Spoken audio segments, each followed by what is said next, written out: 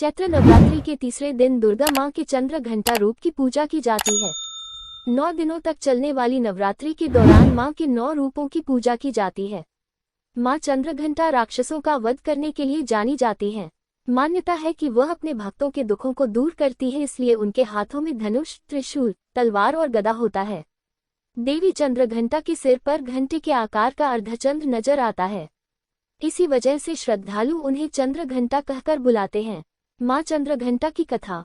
मां चंद्रघंटा असुरों के विनाश हेतु मां दुर्गा के तृतीय रूप में अवतरित होती है, जो भयंकर दैत्य सेनाओं का संहार करके देवताओं को उनका भाग दिलाती है।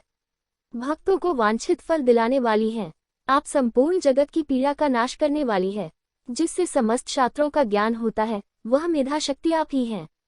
दुर्गा भव सागर से उतारने वाली भी आप ही है।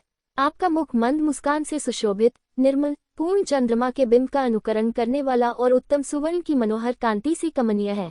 तो भी उसे देखकर महिषासुर को क्रोध हुआ और सहसा उसने उस पर प्रहार कर दिया। ये बड़े आश्चर्य की बात है कि जब देवी का वही मुख क्रोध से युक्त होने पर उदयकाल के चंद्रमा की भांति लाल और तनी हुई भौहों के कारण विकराल हो उठा, तब उसे देखकर जो महिषासुर के प्राण तुरंत निकल गए, यह उससे भी बढ़कर आश्चर्य की बात है, क्योंकि क्रोध में भरे हुए यमराज को देखकर भला कौन जीवित रह सकता है।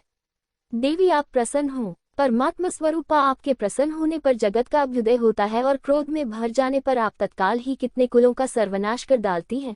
ये बात अभी अनुभव में आई है, क्योंकि महिषासुर की यह विशाल सेना क्षण भर में आपके कोप से नष्ट हो गई है।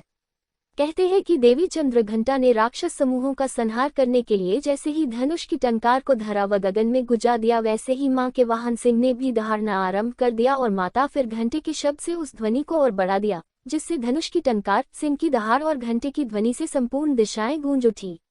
उस भयंकर शब्द व अपने प्रताप से वह दैत्य समूहों का संहार कर विजय हुई।